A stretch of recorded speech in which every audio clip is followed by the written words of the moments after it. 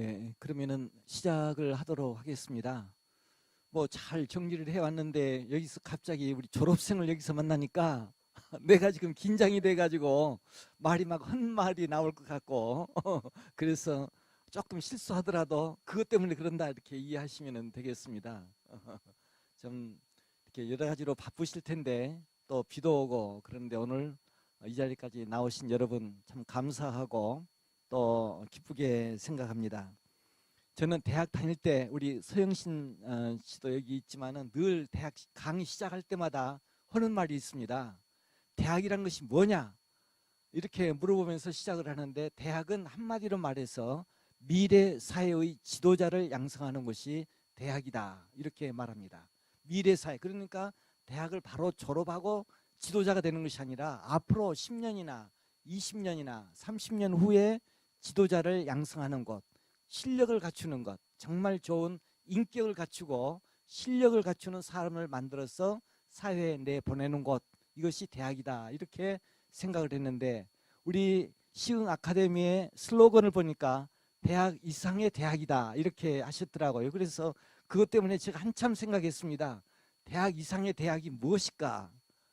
그 대학을 맞춰내려면 어떻게 해야 될까 하고 생각을 했더니 저 나름대로 생각한 것은 미래의 사회자의 미래 사회의 지도자도 양성해야 되지만은 바로 현재에도 지도자가 돼야 된다. 그런 생각을 하면서 여기 계신 분들이 각자 직장이나 또 가정이나 또는 어떤 사회에서 일을 하고 계시는데 거기서도 지금 지도자가 되지만은 더 앞서 나가는 그런 지도자를 우리가 여기서 되기 위해서 좀 훈련을 하고 단련을 하는 것이다. 이런 생각을 가지고 하게 되는데 여기서 물고기를 가지고 주제를 내세웠지만은 물고기보다는 더 중요한 것이 사람입니다. 사람에 대해서 말 못하니까 물고기를 빗대 가지고 지금 말하는 거예요. 그리고 우리 환경이 매우 중요한데 물고기가 사는 환경을 우리가 보면은 우리가 사는 환경도 어떻게 해 나가는 것이 좋을까 하는 해답이 바로 거기서 저는 나온다고 생각이 됩니다. 예, 그래서 저는 가장 중요한 문제는 물고기를 들어가기 전에 먼저 우리가 좀 알아야 될 것이 있고 준비해야 될 것이 있다. 예를 들면 100m를 달리기 시작할 때 선수들이 달린다고 해서 막 달리는 거 아니지 않겠어요? 하기 전에 뭐 합니까? 준비 운동도 하고 워밍업을 하죠. 그래서 이 워밍업 하는 그런 시간이 오늘 시간하고 다음 시간이 되어지는데 이것은 대학에서 한 학기를 공부하는 시간이 됩니다.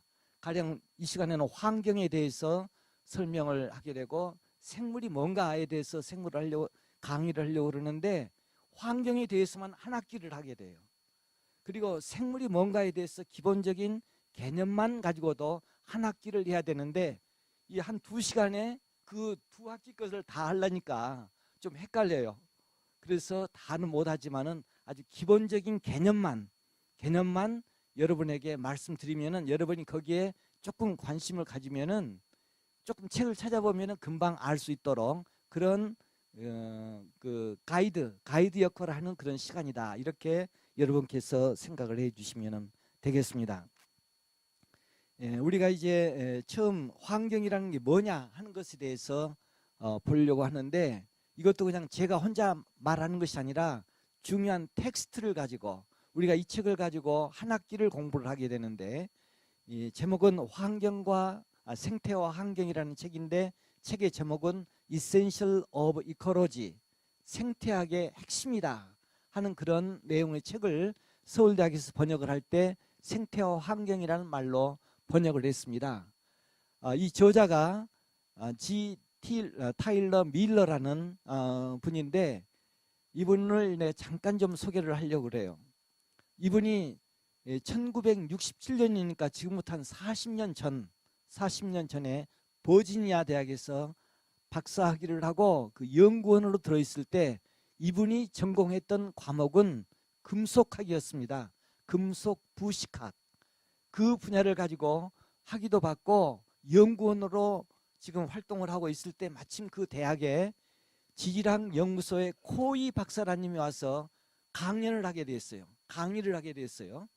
강의를 하는 시간에 강의하는 1시간 내내 하는 이야기가 무슨 이야기를 했냐면은 환경의 중요성에 대해서 강의를 했습니다. 지금부터 40년 전에는 환경이라는 게 별로 그렇게 중요하게 생각하지도 않고 그런 것이 있는가 할 정도로 그냥 일반적으로 알게 되는 그런 문제였지만은 환경의 중요성은 별로 알려지질 않았어요. 우리가 환경 문제가 크게 달라지게 된 것은 1950년도 그때부터 이제 문제가 되기 시작했고 1960년대 바로 레이첼 카슨, 침묵의 범을 쓴 레이첼 카슨 여사가 이 환경 문제에 생물이 막 죽어가고 있는 현장을 DDT가 사용되는 그 내용에 의해서 새들이 죽어가고 있고 물고기가 죽어가는 것을 보면서 그 내용을 책으로 썼습니다. 여자인데 공무원이었어요. 농림수산직의 공무원이었는데 그분이 현장에 나가서 물고기가 왜 죽어가는가, 새가 왜 죽어가는가를 보는데 봄이 되면은 새들이 막 노래를 하고 소리를 지르고 물고기들이 막 왔다 갔다 하는데 어느 해 봄이 됐는데 갑자기 소리가 안 나는 거예요. 새 소리도 안 나고 그리고 물고기도 물속에 이렇게 움직이는 모습도 볼 수가 없고 그래서 그 모습을 유심히 오랜 세월 동안 오랜 시간 동안 관찰을 해보니까 원인은 DDT가 작용을 해가지고 물고기가 죽게 되고 또 그 물고기를 먹고 새들이 죽게 되고 하기 때문에 봄이 되어도 아무 소리가 들리지 않는다 해서 침묵의 봄이라는 책을 쓰게 되는데 이게 세계적인 환경 문제에 대한 고전이 되었습니다. 지금은 환경 문제를 이해하려면 이 책을 먼저 읽으라고 그러고 이 책을 통해서 미국의 환경운동이 일어나기 시작하게 돼요. 그때부터 이제 환경 문제가 전 세계적인 문제로 드러나게 되겠습니다. 이 코이 박사가 그런 내용을 이제 강의를 하니까 여기에 밀러 씨는 그 당시만 해도 그렇게 환경 문제는 크질 않았었는데 뭐 그 말이 그럴 것 같지를 않더라고요. 그렇게 들렸어요. 그분에게는, 밀러 씨에게는. 뭐 그렇게 환경 문제가 심각하냐, 앞으로 환경 문제는 크게 문제가 된다 이렇게 강조를 하니까 그 코이 박사를 찾아가서 지금 강연을 들었는데 내 생각에는 그럴 것 같지는 않습니다. 그렇게 어떻게 심각하게 갑자기 세상이 달라집니까? 그러니까 그렇지 않다고 여러 가지 또 한 번 강조를 해주니까 이 밀러 박사가 그러면은 내가 지금 금속학을 공부하고 있는데 내가 금속학을 좀 잠깐 쉬고 한 6개월 동안만 내가 한번 알아볼란다고. 그래서 정말 환경 문제가 그렇게 심각한 문제인지 아닌지를 한번 내가 알아봐야 되겠다. 그래서 자기 전공한 것을 뒤로 놔두고 6개월 동안 공부를 했어요. 모든 자료를 당시 나온 모든 자료를 다 뒤져가지고 6개월 동안 검토를 해보니까 실제 환경 문제가 이렇게 심각하게 돌아간다는 것을 알게 되어서 자기의 전공을 그냥 제쳐놓고 이때부터 환경 문제를 조사하고 연구하기 시작했습니다. 그래서 그걸 오랫동안 하다가 책을 쓰기 시작했는데 이 생태학 책, 환경과학이라는 책을 쓰기 시작하게 됩니다.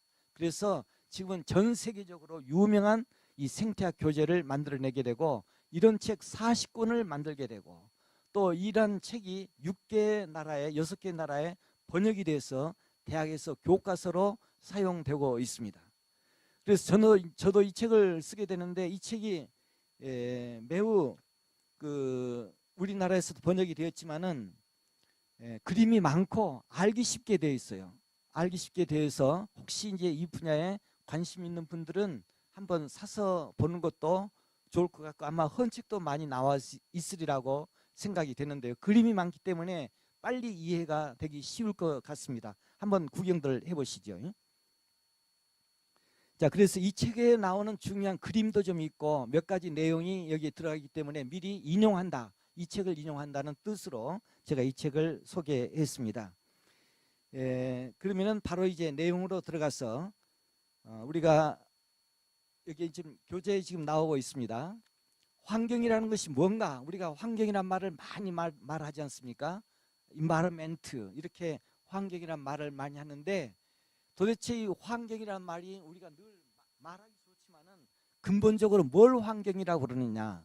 이것은 생태학에서나 생물학에서는 생물체, 동물이나 식물이나 미생물에 영향을 주는 모든 요인들, 그들이 살아가는데 성장하는데 생식하는데 영향을 주는 모든 요인들을 환경이라 이렇게 말하게 됩니다. 그러니까 햇빛도 환경이 될 수도 있고, 물도 환경이 될 수도 있고, 공기도 환경이 될 수도 있고, 또 그들이 먹는 먹이도 환경이 될 수도 있고, 또 그들이 같이 사는 생물들이 같이 사는 경쟁에 사는 동식물도 환경이 될 수도 있고, 이런 모든 요인들을 우리는 환경이다 이렇게 말을 할 수 있게 되겠습니다. 그런데 이러한 환경이 우리 사람도 이제 사람에게 영향을 주는 모든 요인들이 다 환경이죠. 우리가 지난 여름에 얼마나 더웠습니까? 매우 더웠어요. 매우 더워서 뭐 견디지 못할 정도. 저도 뭐 참을성도 없기도 하지만은 정말 못 견디겠더라고요. 이렇게 더워가지고는 어떻게 될 것인가. 그런데 이미 기후가 올라간다. 기후 온난화에 대해서는 이미 다 학자들이 예측을 했어요. 앞으로는 더 온도가 올라갈 것이다. 지구 온난화 문제를 그렇게 예측을 했는데 갑자기 날씨가 좀 온도가 내려가니까 아주 사할 것 같더라고요. 이게 바로 환경이에요. 이 기후도 환경이지만 우리가 먹는 물이나 음식이나 토양이나 이게 모두가 다 환경인데 이게 사람의 생물뿐만 아니라 사람에도 영향을 미치는 요소가 되어지게 되겠습니다. 자, 우리 물고기 학교에서 이제 물고기를 이제 공부를 하게 되지만은 물고기보다도 동식물이 우리가 사는 자연 환경에 이름을 가지고 있는 동식물이 몇 종이나 되냐 하면은 약 170만 종이에요. 이름을 가지고 있는 동식물의 종류가. 그리고 이제 우리나라에는 약 한 4천 종 정도가 이름을 가지고 알려져 있어요. 이런 종류가 있다. 그럼 물고기는 전 세계적으로 볼 때 물고기는 170만 종 가운데 물고기의 종류의 수는 약 2만 8천 종이 있습니다. 2만 8천 종.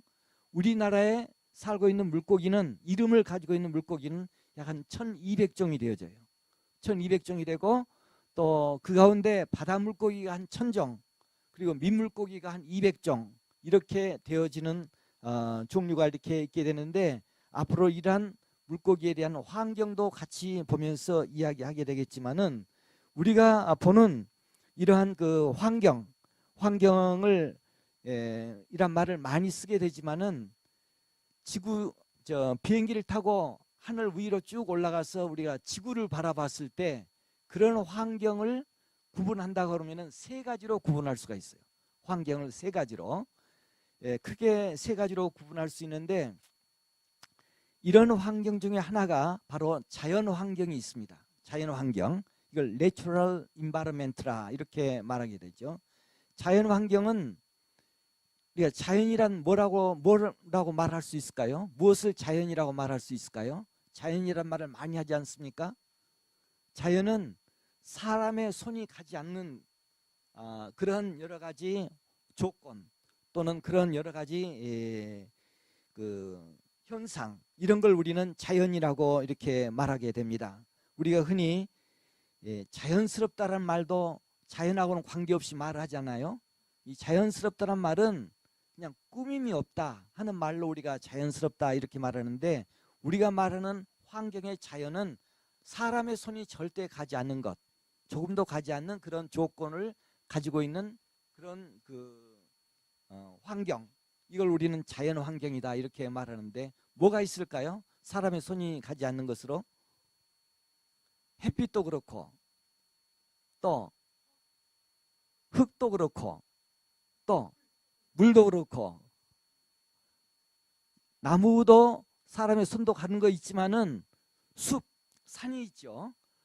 물론 사람이 뭐 등산도 하고 왔다 갔다 하는 그런 산도 있지만은 그러나 사람의 손이 전혀 가지 않는 또 가더라도 아주 적은 그런 지역을 우리는 산이나 바다나 이런 숲이나 이런 걸 우리는 자연이다 이렇게 말하게 됩니다. 그래서 그런 자연 환경은 거기에는 가장 중요한 것이 이제 자연 환경의 중요한 것은 앞으로도 강조하겠지만은 물질과 에너지 두 가지를 말하겠습니다. 물질이 있고 에너지 두 가지 개념이 있는데 가령 예를 들어서 우리가 자동차를 생각해 볼 때 자동차가 움직일 때 자동차에 여러 가지 그 철제로 구성되고 있는 모든 부속들은 물질이에요. 그렇지만 자동차가 움직이려면은 에너지가 있어야 되지 않겠어요? 기름이나 전기라는 에너지가 있어야만 움직이게 되고, 또 사람도 마찬가지입니다. 사람도 물질과 에너지로 구성되어 있어요. 우리 몸의 세포가 물질로 구성이 되어 있어요. 뭐 탄소, 수소, 산소, 질소 이런 것들이 모여서 탄수화물, 지방, 단백질, 또 이런 조직을 만드는 이런 몸으로도 구성되어 있지만은 또 하나 몸만 가지고는 안 되잖아요. 에너지가 있어야 돼. 에너지. 우리 몸에서 에너지가 있어야만, 힘이 있어야만 내가 내 몸을 버틸 수가 있다 그 말이죠.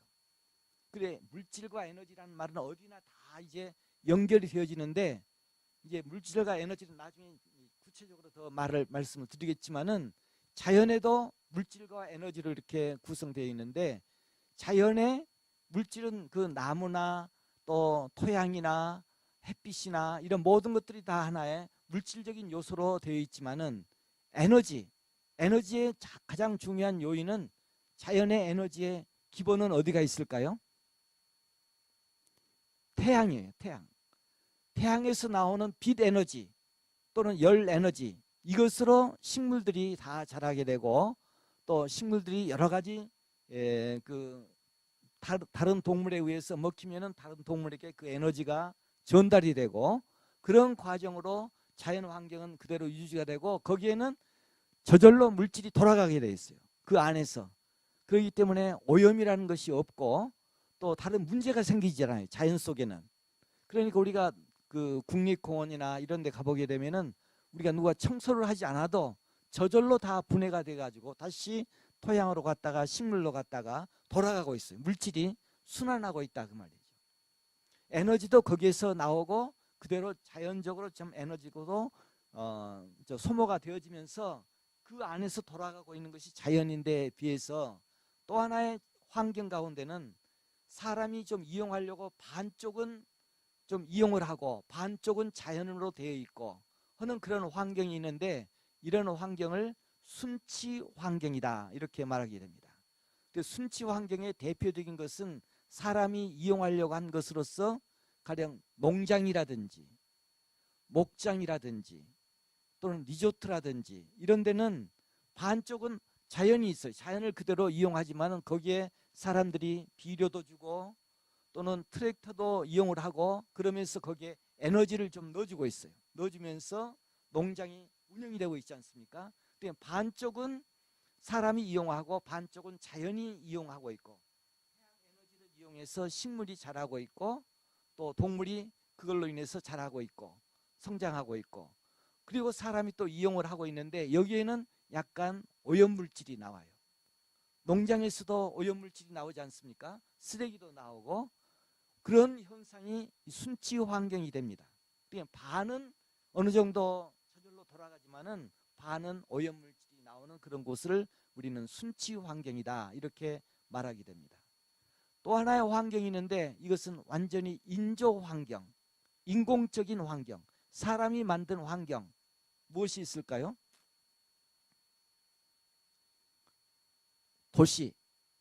도시는 사람이 다 만들었지 않습니까? 자연이 아니죠. 사람의 손이 다 갔어요. 공항, 도로, 또 이와 같은 것들은 항만, 이러한 모든 시설들은 사람이 인공적으로 만들어진 환경이 되어지게 되겠습니다. 이 건물도, 시흥시청의 건물도 인조 환경, 인간이 만든 환경 안에 우리가 지금 살고 있습니다. 사람이 살 수 있도록 그런 조건을 만들었는데, 여기에 인조 환경인 이런 환경이 유지가 되려면은 반드시 에너지가 있어야 되고 물질이 있어야 되는데, 이것이 어디서 오게 되겠어요? 아까 자연 환경은 자연에서 다 나온다고 그랬어요. 스스로 나와가지고 다 스스로 이용이 되고 조절이 되고 돌고 있고 순환하고 있는데, 이러한 인조 환경은 이 도시에서 물질이 나옵니까? 만들어지지 않죠. 반드시 가져와야 되는데, 어디서 가져오냐면은 자연 환경에서 가져와야 돼요. 자연에서, 숲에서, 바다에서, 강에서, 여기서 가져와야만 이 인조 환경이, 도시가 유지가 되어지게 되죠. 에너지도 그러죠. 에너지도 지금 우리가 쓰고 있는 전기라든지 엘리베이터라든지 모든 게 다 에너지인데, 이러한 에너지도 태양 에너지를 직접 이용하지 않고 반드시 화석 연료, 석탄이라든지 석유라든지 천연가스라든지 이런 걸 이용을 해서 에너지를 이용을 해서 우리가 그걸 살아가고 있다 그 말이죠. 그런데 이런 에너지를 사용하면 반드시 뭐가 나오냐면은 오염물질이 나오게 돼 있어요. 폐기물이 나오게 돼 있다 이거죠. 이 이용할 수 없는, 다시 이용할 수 없는 그런 물질들이 반드시 인조 환경에는 나오게 되는데, 여기에서 바로 도시라든지 사람이 만든 그런 환경에는 문제가 바로 여기서부터 나타나기 시작하는 거죠. 자연 환경에는 이런 문제가 없어요. 그리고 순지 환경의 경우에는 이런 문제가 있다 할지라도 크지를 않고 아주 적지만은 인조 환경의 경우에는 굉장히 이게 많아가지고 도시가 커지면 커질수록, 이런 인조 환경이 커지면 커질수록 이 문제가 더욱더 커지게 되고, 이 문제를 처리하는데 또 다른 에너지가 들어가게 되고 하는 이런 현상들이 이 환경의 문제에 나타나게 되겠습니다. 그래서 우리 인류가 이렇게 살아오면서 자연 환경 속에 들어있을 때는 큰 문제가 없다가 도시 환경, 인구수가 늘어나고 증가되고 이렇게 하다 보니까 자연이 나타나는 문제가 바로 환경 문제로 나타나는 거예요. 오염물질이라든지 또 온도의 변화라든지 이런 문제들이 바로 우리 지구 환경에서 나타나기 시작해서, 이게 그전에는 없었는데 아까 말씀드린 대로 1900년대 후반에 와서부터 바로 이런 문제가 나타나기 시작했고, 이것이 점점점 커져서 이제는 우리 지구상의 가장 큰 문제가 바로 이 환경 문제로 연결되어지게 되겠습니다. 자, 그런데 이 환경을 우리가 크게 말할 때 이제 공기를 말할 수 있겠고, 대기권이라 지구를 중심으로 보게 되면은 대기권, 공기가 되어지게 되겠는데, 이 공기에도 생물들이 살고 있어요. 또 곤충도 살고 있고, 우리는 이 공기 안에서 숨도 쉬고 살고 있고, 동물도 그렇고 식물도 그렇고. 그런가 하면은 또 수권, 지구에는 물로 된 그런 환경이 있는데, 이런 물로 된 환경이 바다, 강, 호수, 이게 바로 수권이 되어지게 되겠습니다. 이런 환경이 또 따로 있어요.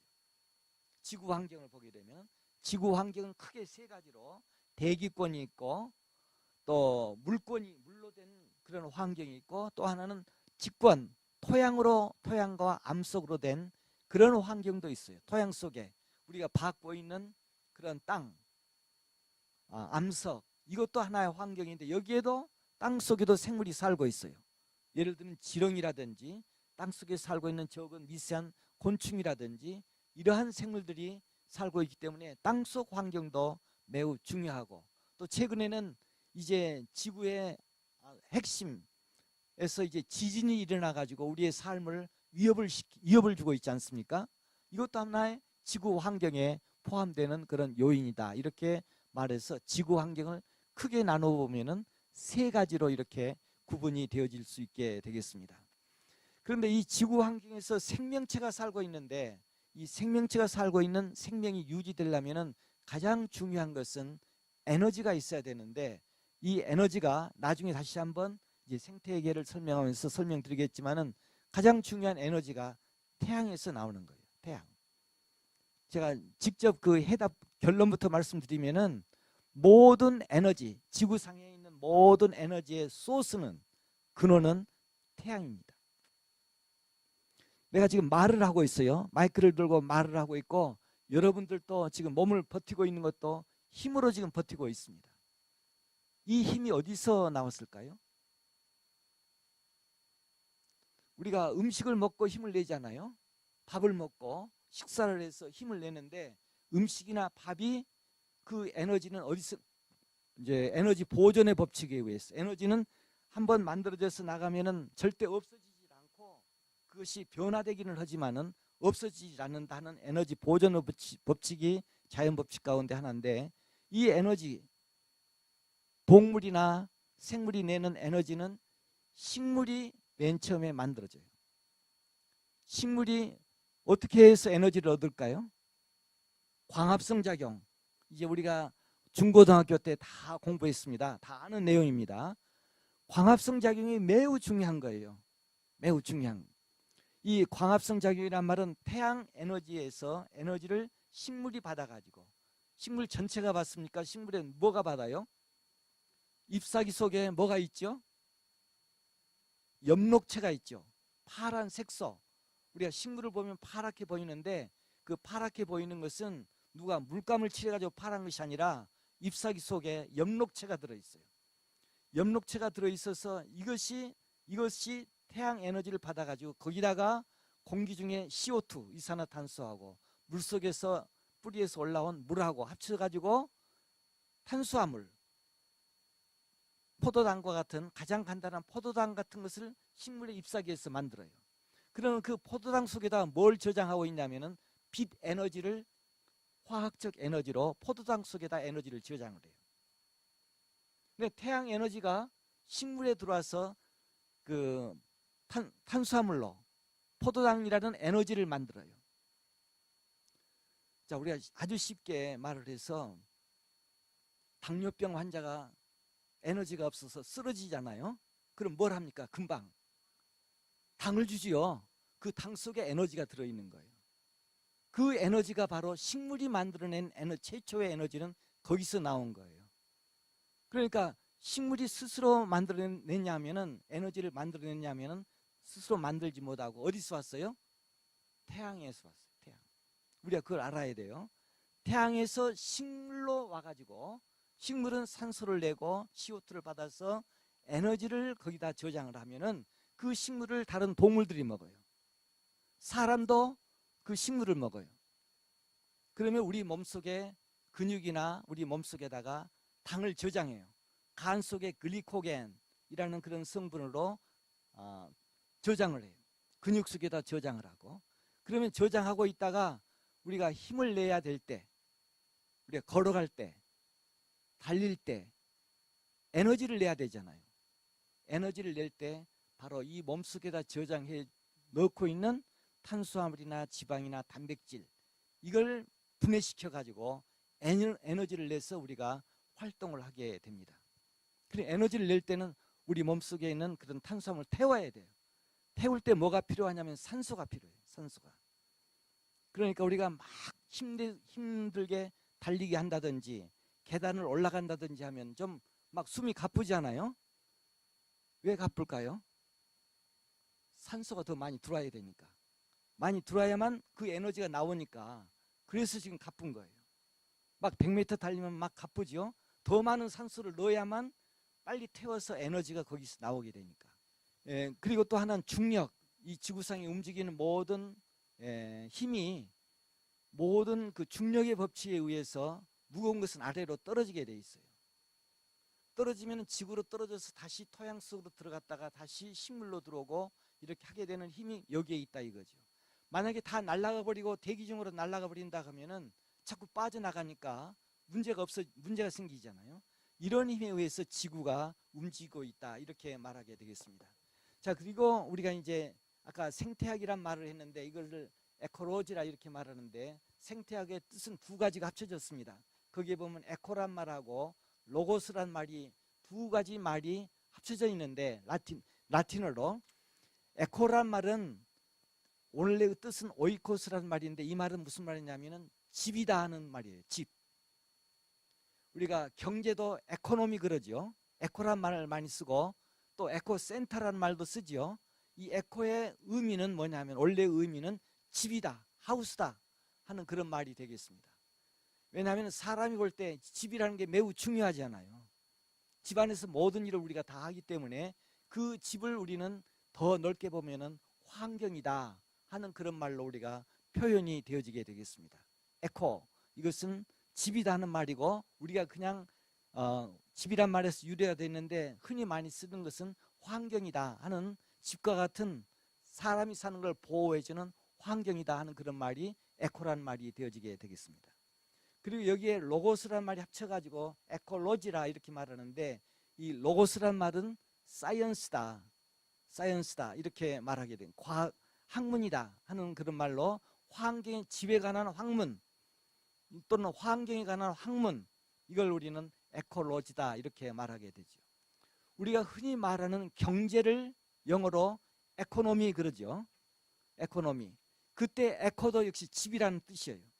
집이란 말에서 에코가 들어있고 노모스, 에코노미 할 때 그 노모스란 말인데 이 노모스란 말은 관리한다 하는 말의 의미가 되어지게 되겠습니다.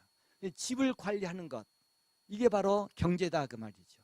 그래서 에코로지와 에코노미는 그 어원은 같은 데서 출발이 되었다 이렇게 말을 할 수가 있게 되는데, 우리는 앞으로 이 생태학, 생물과 환경에 대해서 연구하는 그런 분야의 학문을 우리는 생물학이다 이렇게 말하게 됩니다.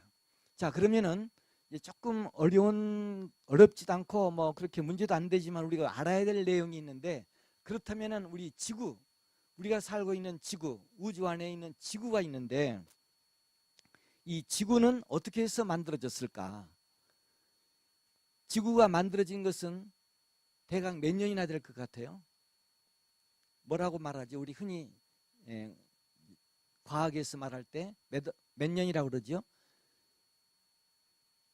지구의 연대, 가까이 갔는데 대개 이제 과학에서 가장 많이 사용되는 연대는 46억 년입니다. 이건 좀 기억을 해두세요. 왜냐하면 오래됐다 하고 그냥 애매하게 알면은 나중에 우리가 개념을 잡을 때 조금 힘드니까, 지구의 나이는 지금 46억 년이다. 이건 아주 과학에서 늘 이야기하는 내용이니까 다음부터는 46억 년이라고 딱 지적해서 말을 하면은 크게 달라지진 않아요. 지구의 연대 아시겠죠?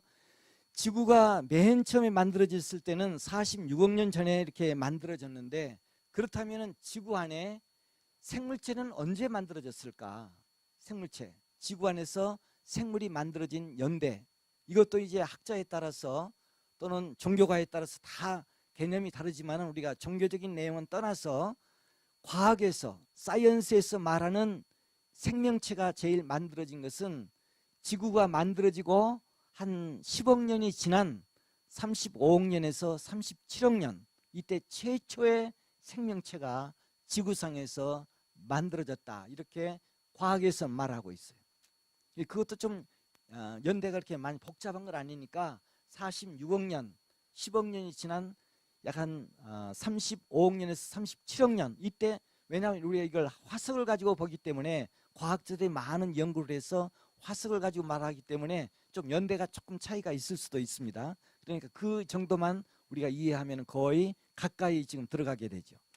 36억 년 전, 10억 년 동안에는 그 생명체가 없었는데 이제 무기물들이 탄소나 수소나 질소나 유황이나 이런 무기물들이 모여가지고, 이걸 처음에 본 사람은 없어요. 과학자들이 이걸 알아내기 위해서 많은 연구를 하는데, 과학에서 가장 중요한 것은 도대체 생명이 어디서 나왔느냐 하는 문제를 가지고 시작을 하게 됩니다. 우리가 과학의 시작은 여기서부터 시작이 돼요.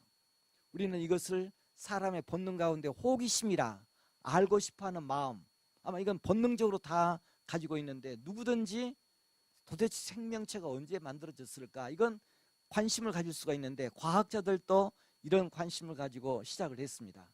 그래서 최초의 생명체는 뭐 처음부터 발견한 것이 아니라 의문부터 가지고 시작을 하게 되죠. 그래서 오랫동안 과학자들이 연구를 해봤을 때 최초로 만들어진 생명체는 매우 복잡한 생명체가 아니라 매우 간단한, 매우 단순한 생명체가 이 지구에서 만들어졌을 것이다.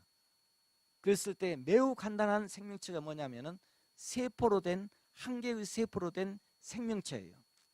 그래서 이러한 생명체를, 한 개의 세포가 된 생명체가 있는데 이것을 단세포 생물이다 이렇게 말하게 되죠. 이런 단세포 생물 중에서도 더 간단한 것은, 우리가 모든 세포에 가장 중요한 것은 핵이 들어있는데 핵이 없는 생물체가 있어요. 핵이 없는 생물체.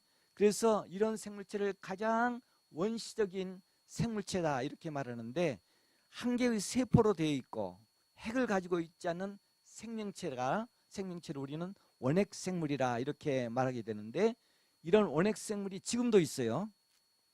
어떤 생물이 원핵생물이냐면은 우리가 가장 많이 말하는 박테리아, 많이 들어보셨죠? 이 박테리아가 한 개의 세포이면서도 하나의 세포로 핵이 없어요.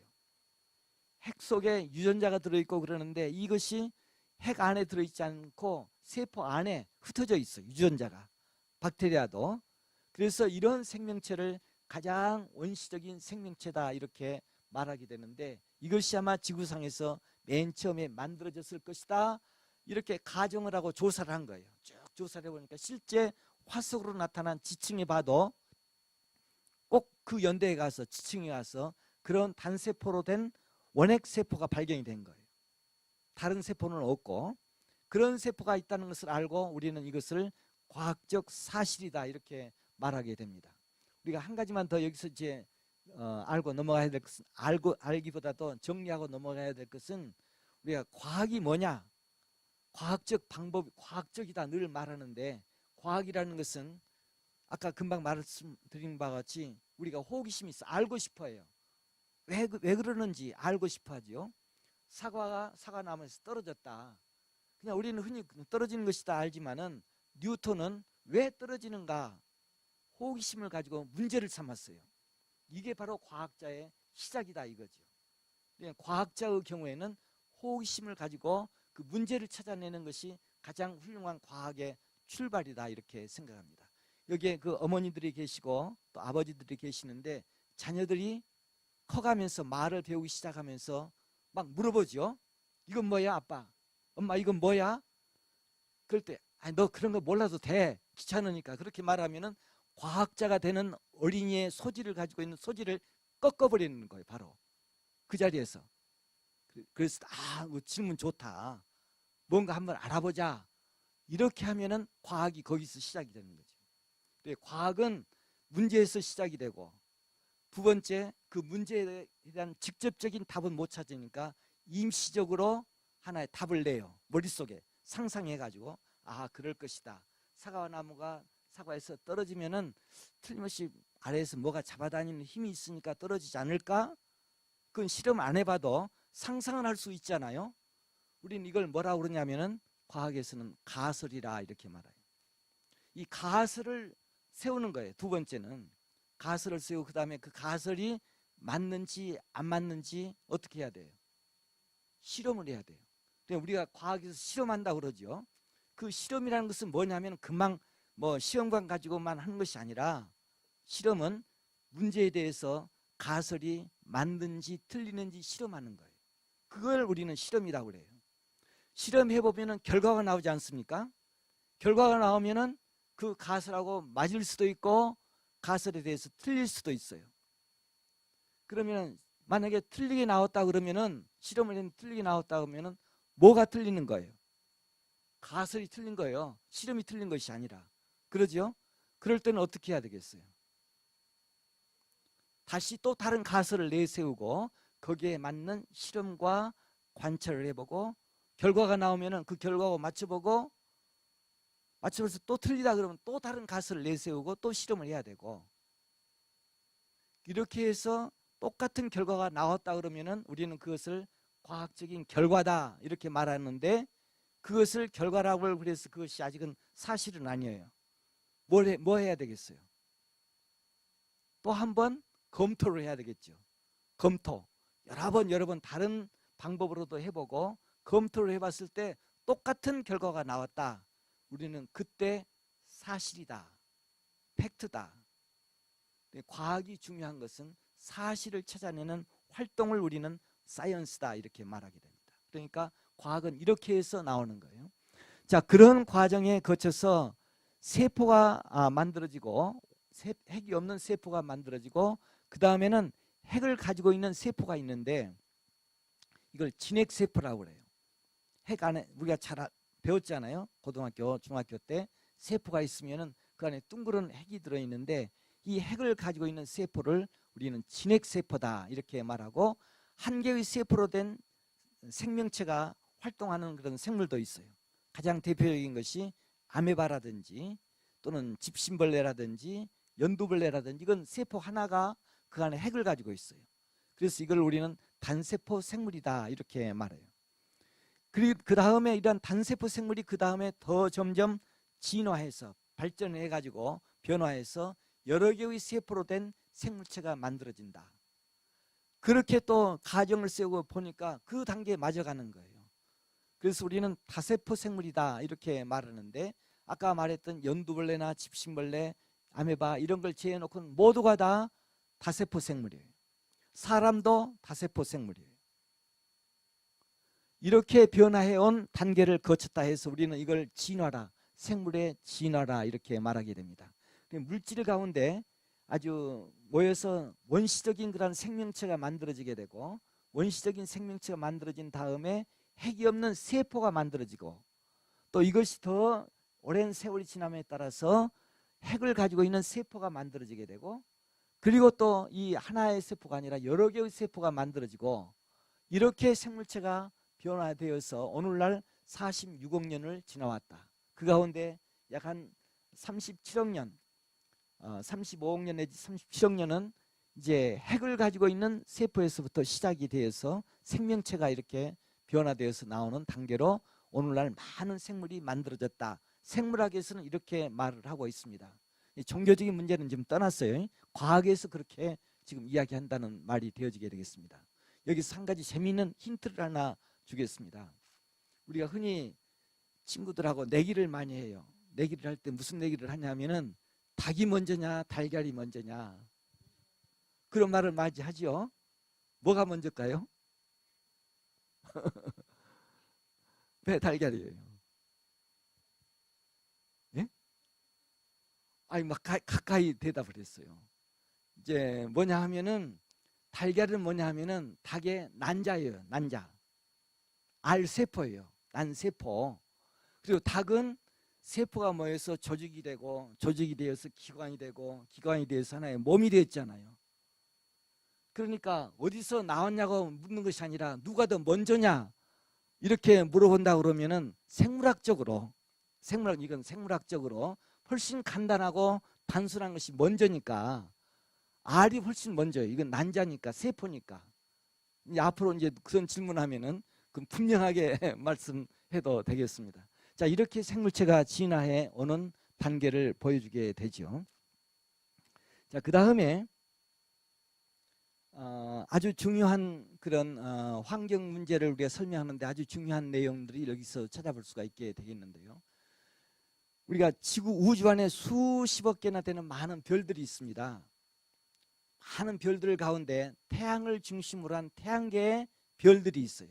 우리는 태양계 안에 들어가는 별인데, 지구는 자 태양에서부터 가까이 몇 개의 별이 있는데, 지구와 비슷한 별들 가운데 수성이 있고, 그 다음에 금성이 있고, 지구가 있고, 화성이 있고, 바로 이렇게 일렬로 세어보면은 태양에서부터 가까운 것이 수성이고, 그 다음 떨어져 있는 것이 금성이고, 그 다음에 지구가 있고, 그 다음에 화성이 있어요.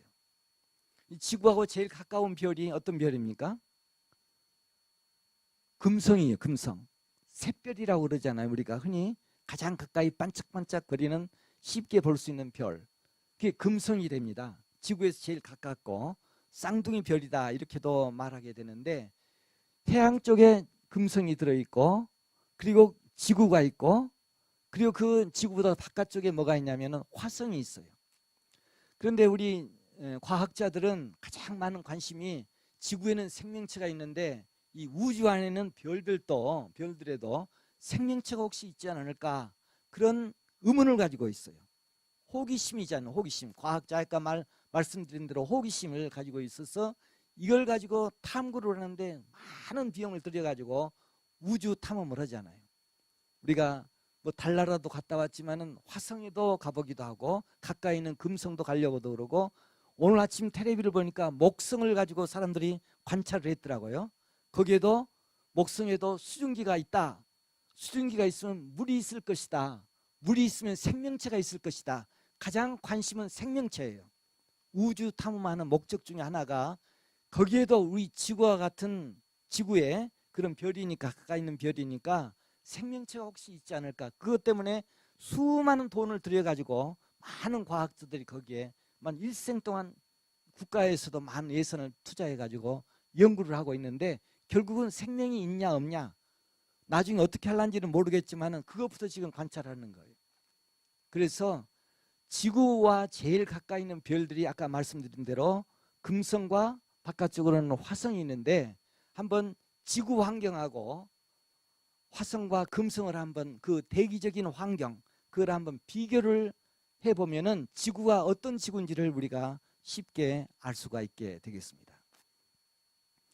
자, 아까도 말씀드린 바와 같이 지구의 시작은 46억 년 전이라고 이렇게 말했습니다. 그리고 최초의 이제 생명체가 나오는 것은 10억 년이 지난 다음에 이제 그 원시적인 그런 생물체가 나오는데 이게 한 35억 년 전이 되어져요. 그리고 물속에 많은 생물들이 있다가 육지의 식물들이 번성한 때가 있었어요. 그것이 언제가 되냐면 약 5억 년 전에 고생대 5억 년 전에 지금 우리가 석탄을 캐내서 사용을 하고 있는데 우리는 이걸 석탄기라 이렇게 말하는 5억 년 전이 되어지게 되고 그리고 그 다음에 생물들이 번성하기 시작하게 되는데 육상에 파충류가 번성한 때가 있었어요. 그것은 연대로 보면은 약 한 1억 8천만 년 전 이렇게 파충류가 지구를 번성하는 그런 때가 있었는데 그때의 마지막이 공룡이 지구를 지배했던 그런 때가 있었어요. 그러다가 공룡이 멸종을 하게 돼요. 멸종을 한 때가 약 한 6,500만 년 전에 공룡이 멸종하게 되는데 그 이후에 뭐가 나오냐면은 현생 포유류 오늘날 살고 있는 모든 짐승들이 지구상에 나타나기 시작하게 됩니다. 약 6천만 년 전에 지구를 지배해요.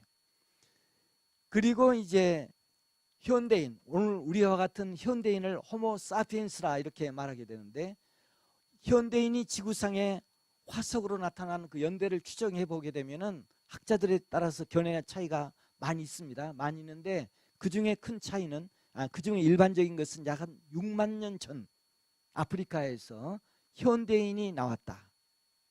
호모 사피엔스가 인류가 6만 년 전에 지구상에 처음으로 발을 내놓기 시작했다. 이렇게 화석의 증거를 가지고 지금 과학에서 설명을 하고 있게 되겠습니다. 그런데 46억 년이라는 역사가 너무나 길기 때문에 얼마나 긴지를 우리가 그 상상이 안 돼요. 그래서 이것을 알기 쉽게 46억 년을 1년이라고 한번 잡아보자. 1년 365일이라 봤을 때 1월 1일 0시에 지구가 만들어졌다고 그러면은 4월 1일쯤에 가서 아까 말했던 아주 원시적인 세포 박테리아와 같은 그런 세균이 그때 가서 만들어 4월 1일쯤 되면은 지구에 가서 그런 생물이 출현하기 시작하고 5억 년 전이 되면은 식물이 육상에 가서 번성하는 때가 있었어요. 막 고사리라든지 큰 양치 식물들이 많이 있어가지고 지구에 번성한 때가 있었는데 이것들이 지금 석탄이 돼가지고 지금 나오고 있지 않습니까? 이때가 언제냐 하면은 1년으로 보면은 5억 년 전이 11월 29일에 해당이 돼요. 훨씬 뒤지요. 그리고 파충류가 번성했을 때가 12월 18일이에요. 그리고 6천만 년 전 공룡이 사라진 그때가 그리고 포유류가 나타난 때가 12월 27일에 해당이 돼요. 그러면 인류는 지구에 언제 남았느냐? 6만 년 전이면은 12월로 봤을 때 1년으로 봤을 때 12월 31일 오후 10시에 해당이 돼요. 6만 년 전이. 그러니까 서기 2000년으로 본다면 그보다 더 적은 아주 순간 몇 초도 안 되죠. 지금 우리가 살고 있는 그 시기를 여기다 비한다 하면은 찾아볼 수가 없을 정도로 아주 순간에 지금 우리가 살고 있어요. 지구의 역사에서 본다 그러면은 지구의 역사 이렇게 긴 역사를 가지고 있는 지구에서 인류가 나타나 가지고 지금 지구를 망치고 있는 바로 원인이 사람이에요. 과거의 동식물들은 지구상에 살았지만은 지구를 망치는 그런 일은 안 했는데 사람이 인류가 나와 가지고 살다가 결국은 너무 많이 개발을 하고 환경을 이용하고 자원을 섭취하고 이렇게 하다 보니까 우리 인류가 지금 이렇게 문제가 지금 여기에 봉착하게 돼 있어요. 그래서 앞서 그 이 생태학 원리라는 책을 쓴 그 밀러라는 분이 지금부터 한 40년 전에 도대체 지구 환경이 이렇게 문제가 된다는 것을 그때 관심을 가지고 조사하기 시작해서 40년이 지난 다음에 세계적인 생태학자가 되고 교육자가 되고 그렇게 했는데 우리는 여기서 힌트를 좀 얻어야 돼요. 여기에 앉아 계신 여러분들의 경우에도 지금 내가 할 수 있는 일 가운데 내가 할 수 있는 가장 중요한 문제가 뭐냐, 이걸 찾아내야 돼요. 찾아내서 좀 시간을 가지고 며칠이 됐건 또는 몇 달이 됐건 한 1년이건 한번 연구를 해볼 필요가 있다고 봐요. 요새 우리는 청년들이 실업 때문에 지금 직장을 찾지 못해서 고생을 많이 하고 있는 줄 알아요. 그런데 고생을 하지만은 직장을 찾기 위해서 자기가 해야 될 일을 정확히만 찾아내고 한다 그러면은 시간이 걸릴 필요도 있다. 거기에 돈을 투자할 필요도 있다. 그래서 이 자리에 계신 여러 분들께서 지금 가정에도 있고 또 이렇게 환경단체에 있어서 환경 해설사도 있고 또 공무원도 있고 여러 분야로 있지만은 해야 될 일을 꼭 찾아내서 우리가 해야 된다 그러면은 앞으로 남아있는 기간이 길어요. 그 기간 동안 우리가 해야 될 일만 바로 하게 된다 하면은 꼭 우리는 이 지구에서, 이 세상에서 살아갈 그런 목표를 발견하고 의미를 찾아낼 수 있는 그런 기간이 된다. 이 시흥 아카데미가 그렇게 나가는 아카데미가 됐으면 좋겠다. 뭐 다 그런 목적이 있겠지만은 정말 이런 과정에서 아주 심각한 문제, 우리가 해야 될 가장 큰 문제를 내가 할 수 있는 그런 문제를 찾아내서 우리가 노력해 나가게 된다 그러면은 우리의 인생이 가장 큰 빛이 나는 그런 인생이 되지 않을까. 우리 사람은 다 달라요. 여기에 모습이 다 다르고 행동이 다 다르고 경력도 다 다르지만은 그러나 사람마다 특징이 다 있습니다. 이 다르다는 말은 특별한 재능이 있다 그 말이에요. 우리가 생물체를 보면은 모양과 기능이라는 그런 내용이 있는데 모양이 있으면은 하는 일이 있어요. 가령 허파하면은 숨 쉬는 그런 작용을 하지 않습니까?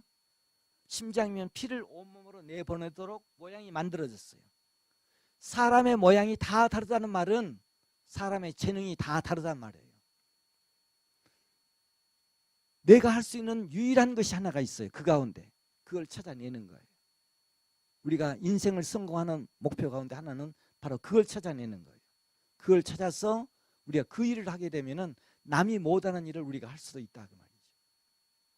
아주 매우 중요한 내용이 되는데 사람이 이렇게 다르지만은 우리가 할 일이 다 따로따로 있다는 점, 이런 점을 자 앞서 이렇게 말한 대로 우리 지구 환경이 얼마나 지금 급박하게 돌아가고 있는지 우리 인류가 최근에 나와가지고 지구 역사로 보면은 아주 짧은 시간에 나와가지고 지금 이런 문제가 일어나고 있다. 그래서 앞서 말씀드린 대로 정말 우리가 해야 될 일은 이 지구를 영원히 좀 더 오래 우리 후손들도 우리 자손들도 살아갈 수 있는 그 지구로 만들어주는 일에 우리가 일을 한다 그러면은 이것처럼 매우 중요한 일이 없지 않는가. 지금 유엔에서도 가장 지금 문제를 삼고 있는 것은 지구의 운명이 얼마 남지 않았다.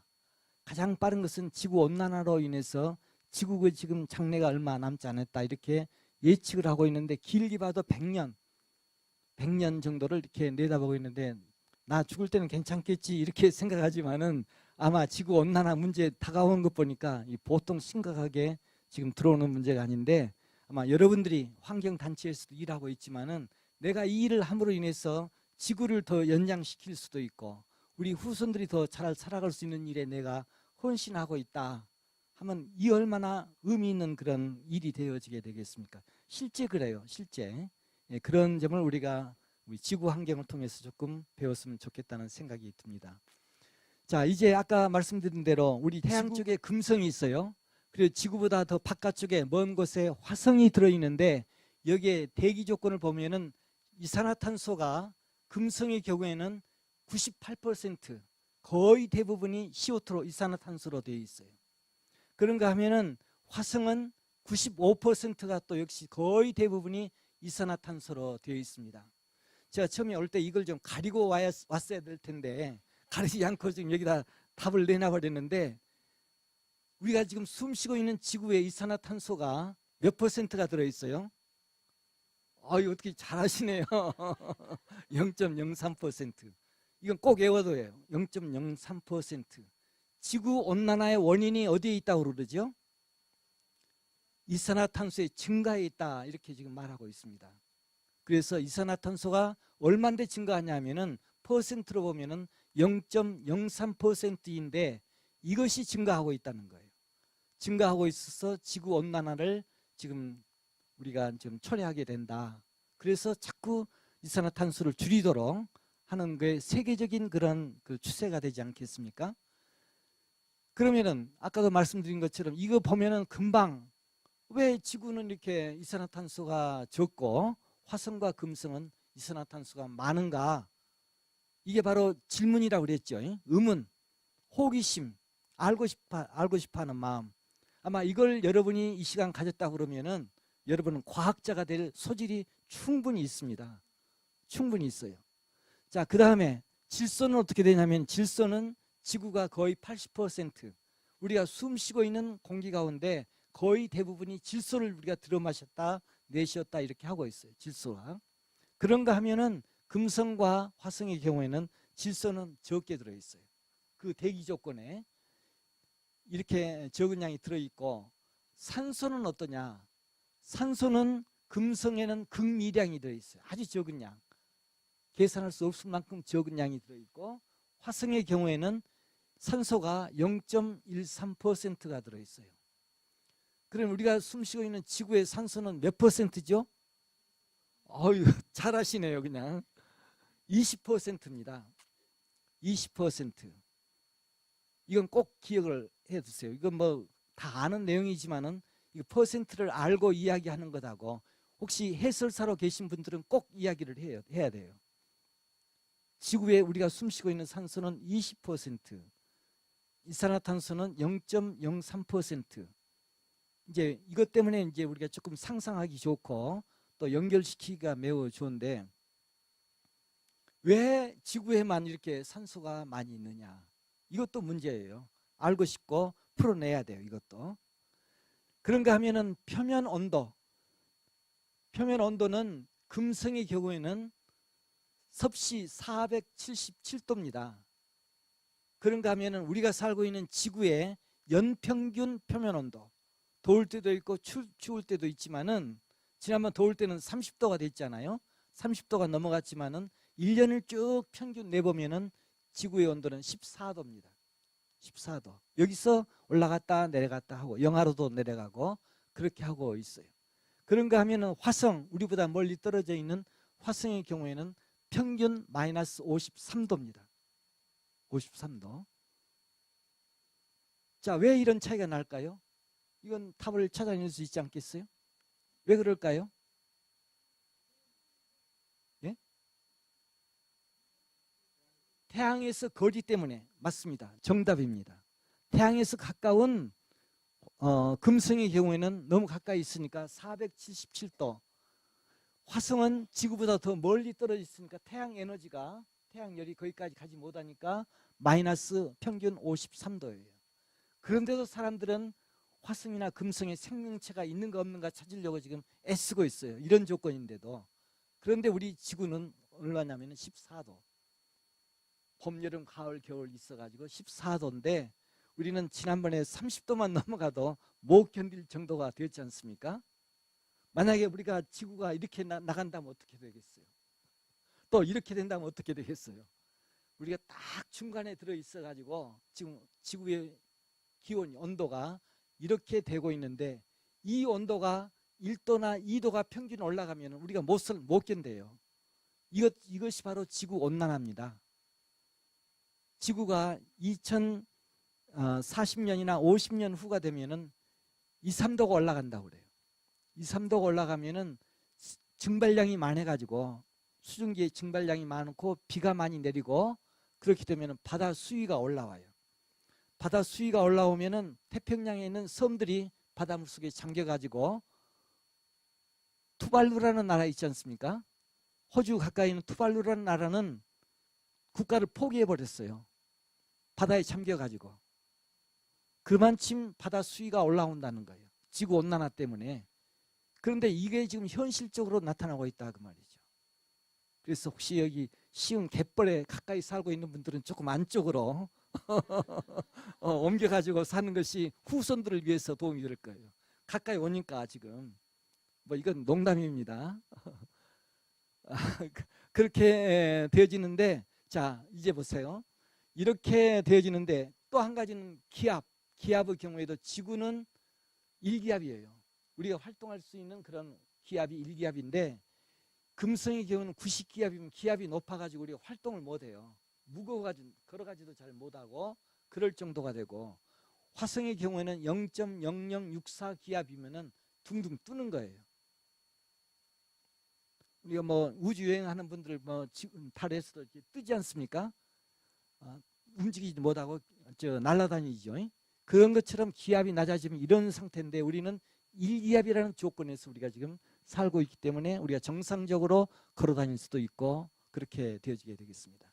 자, 이와 같은 조건이 무엇 때문에 그랬을까?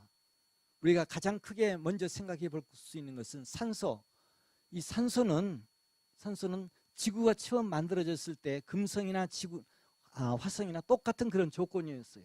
태양에서 떨어진 그런 별이어서 똑같은 조건에 46억 년 전에 출발을 했지만은 지구의 경우에는 아까 10억 년이 지난 다음에 생명체가 만들어졌다고 그랬죠. 물속에서 생명체가 만들어지고 그 생명체 가운데 세포로 된 생명체 가운데 엽록체를 지닌 세포가 만들어져요. 바다에서.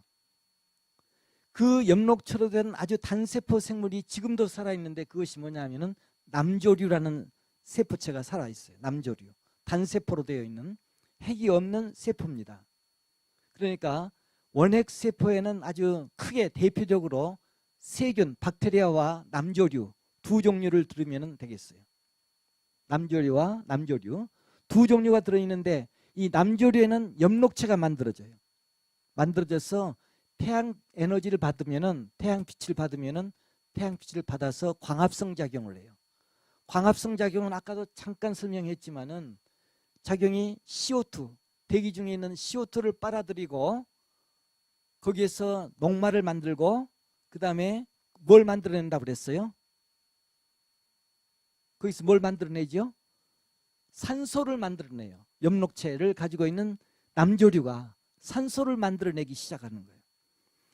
자, 이렇게 해서 세포체가 식물들이 바닷속에서 만들어져 가지고 광합성 작용을 해서 대기 중에 이렇게 처음에 많이 들어있던 이산화탄소가 식물이 빨아들이는 거예요. 녹말을 만들어내기 위해서 식물이 빨아들여서 CO2는 점점점 감소되고 밖으로 나오는 것은 뭐가 나오냐면 산소가 나오는 거예요. 이렇게 해서 5억 년이 지난 다음에 육상 식물이 번성한다고 그랬죠. 그때 지구상에 많은 식물들이 만들어지게 되는데 이때 식물들이 광합성 작용을 매우 활발하게 해서 대기 중에 있는 CO2를 빨아들이고 그리고 녹말을 만들고 식물체가 거대해지고 그리고 산소를 만들어내는 거예요. 이때 5억 년 전에 이미 지구상에 20%의 산소가 들어있었어요. 그러니까 오늘날 지구를 이렇게 만들어낸 이런 그 환경 조건이 만들어내는 것은 누구에 의해서 만들었습니까? 누가 했어요? 식물이 했어요. 식물이. 그럼 그때만 했냐 하면은 그때만 한 것이 아니라 지금도 식물은 광합성 작용을 해서 이산화탄소를 빨아들이고 그리고 산소를 만들어내고 하는 일을 지금도 하고 있어요. 그러니까 우리가 지금 숨 쉬는 산소는 우주 안에 처음부터 있었던 산소가 아니라 어디서 나왔다고요? 식물에서 나왔습니다. 식물에서 나왔어요. 그래서 저는 우리 학생들에게도 그럽니다.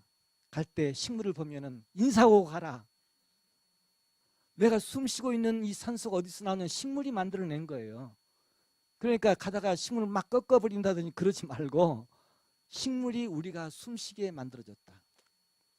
이산화탄소도 이렇게 90% 되는 이산화탄소가 지구 중에 있었는데 이것을 식물들이 다 붙잡아줬어요. 붙잡아서 이산화탄소를 가지고 탄수화물이나 지방이나 단백질 이러한 유기화합물을 맨 처음으로 만들어낸 생물이 바로 식물이 되겠습니다. 이만큼 식물은 중요한 역할을 하고 있어요. 그러니까 이산화탄소를 붙잡아주고 또 산소를 만들어내주는 이런 역할을 식물이 하고 있는데 사람들은 식물이 좀 필요하다고 그래서 막 산을 베지요. 나무를 베지요. 또 지금은 가장 많은 산소를 공급해 주는 장소가 열대우림에서 만들어지고 있어요. 잘 아시는 바와 같이 열대우림에서 산소를 많이 만들어내주고 있는데, 열대우림에도 지금까지는 그대로 지나왔지만은 그 나라도 경제적으로 필요하기 때문에 열대우림을 깎아내고 있어요. 그러죠? 깎아내다 보니까 산소가 나오는 것, 또 이산화탄소를 흡수하는 것, 이런 양이 좀 적어지는 거예요. 그래서 이건 국제 유엔에서는 그러지 말라고 권고를 하는데, 아니 자기 나라 살려면은 그 경제적인 이용을 해야 살기 때문에 그걸 막지를 못하고 있으니까 유엔에서 어떻게 하냐면은 지원을 하는 거예요. 그 나라에 대해서 개발하지 못하도록. 그게 바로 우리 인류가 살아가는 길이다.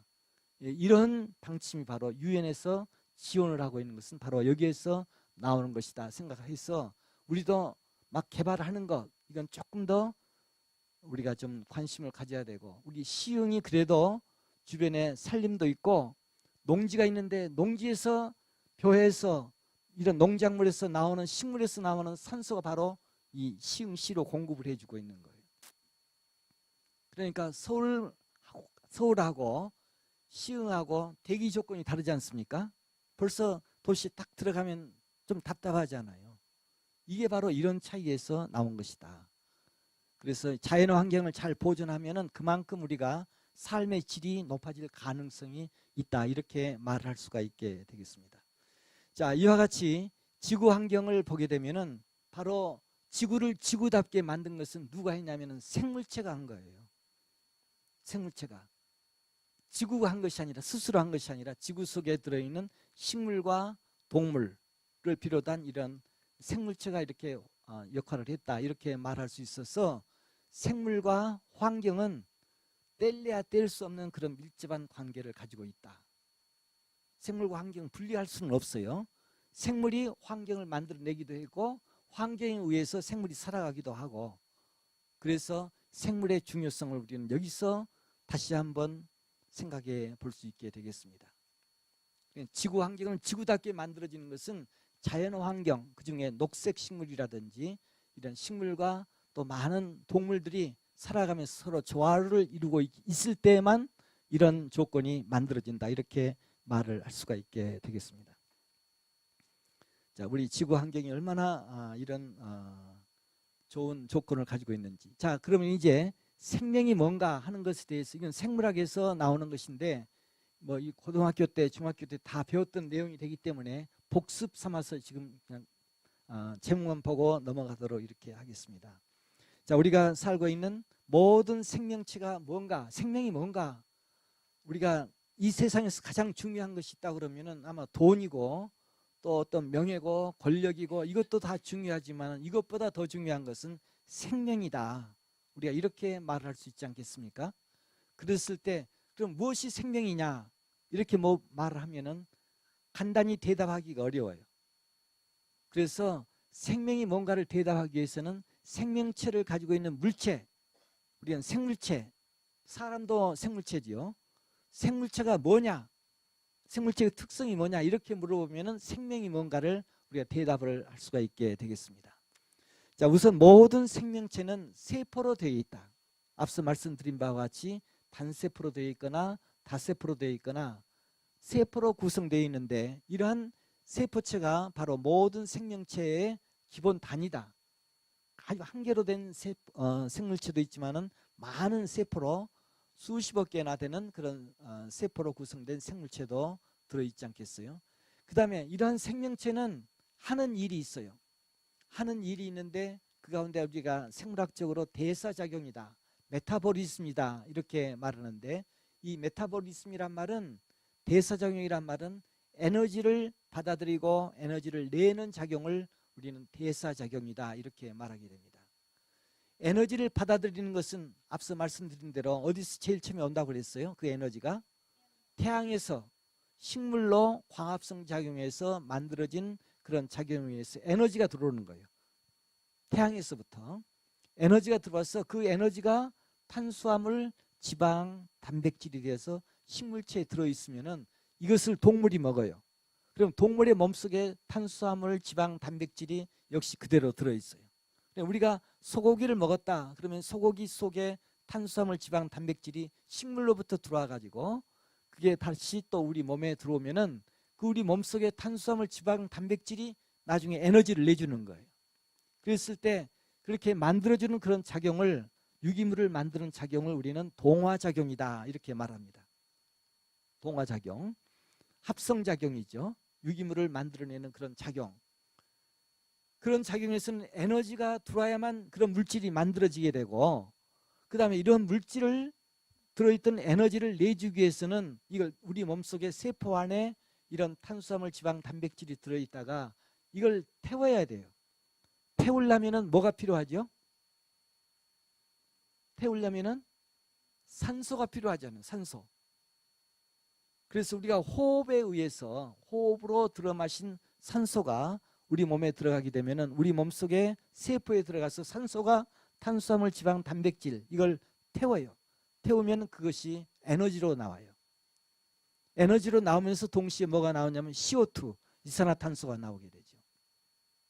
이걸 우리는 호흡작용이라고도 이렇게 말하고, 또는 우리는 이걸 생물학적 용어로 이화작용이다, 동화작용에 대해서 이화작용이다 이렇게 말하게 됩니다.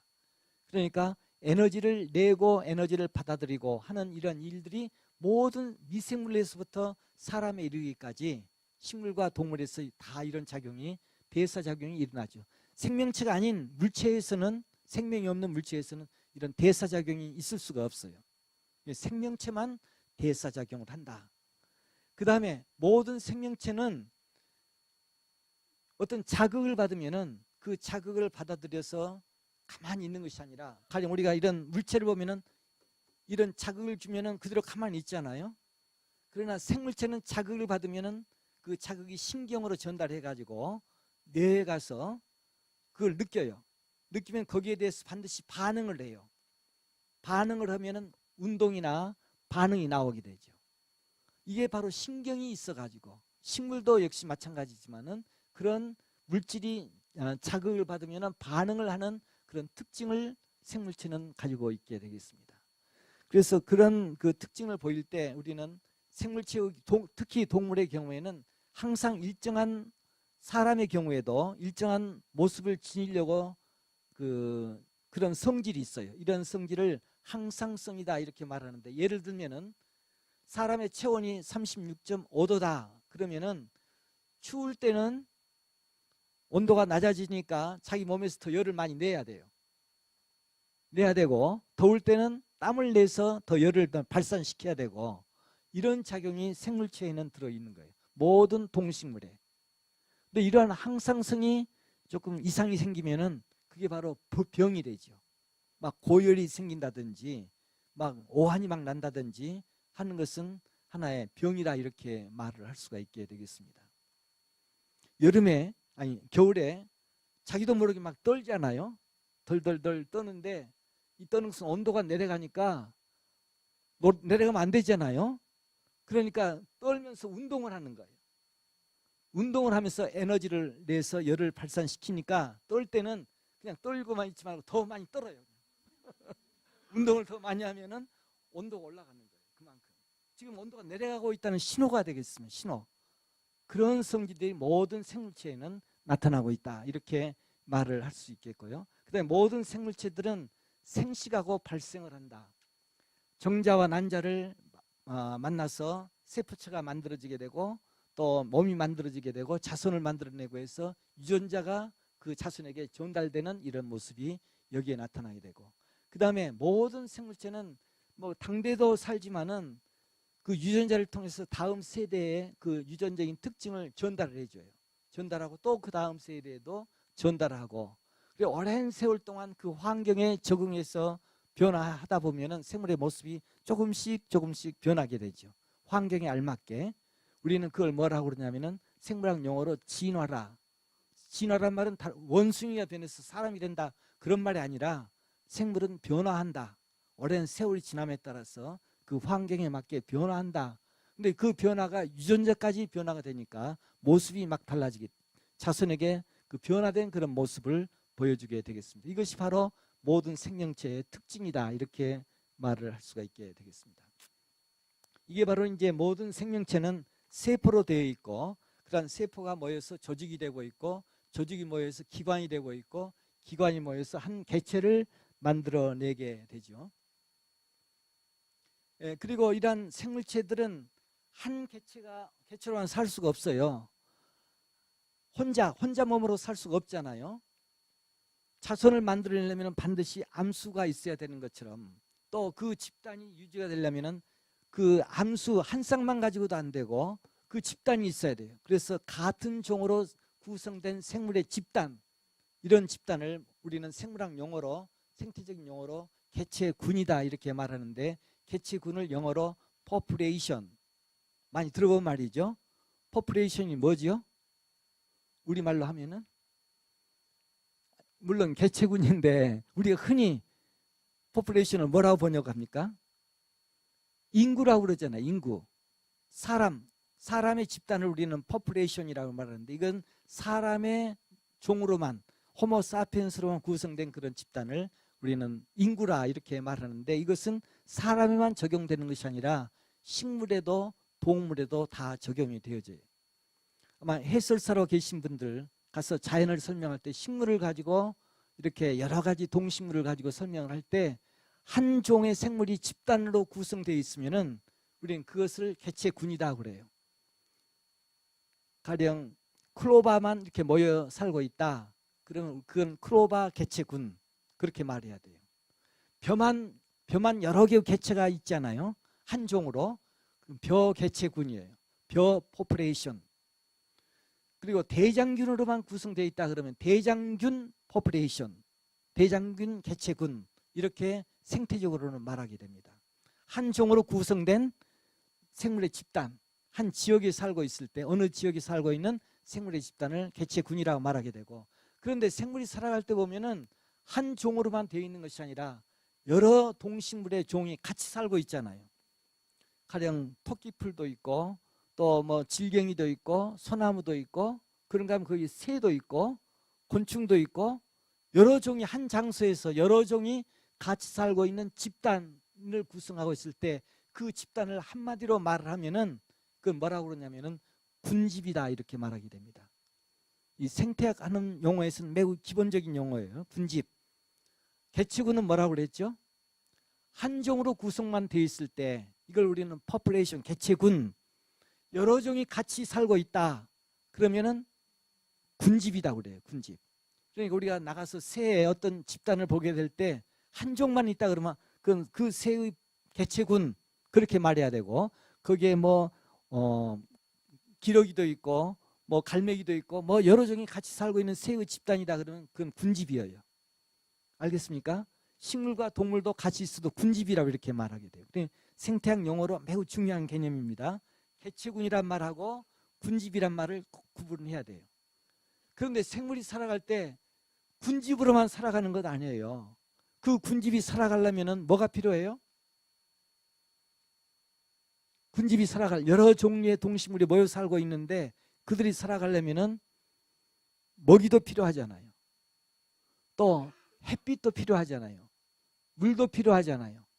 이 생물뿐만 아니라 생물이 아닌 다른 여러 가지 환경 조건, 햇빛이나 물이나 토양이나 온도나 바람이나 이런 조건이 그 생물이 살아가는데 꼭 필요한데, 그것까지 같이 싸잡아서 말하려면은 우리는 그걸 뭐라고 말하냐면은 군집이란 말을 하지 않고 뭐라고 해요?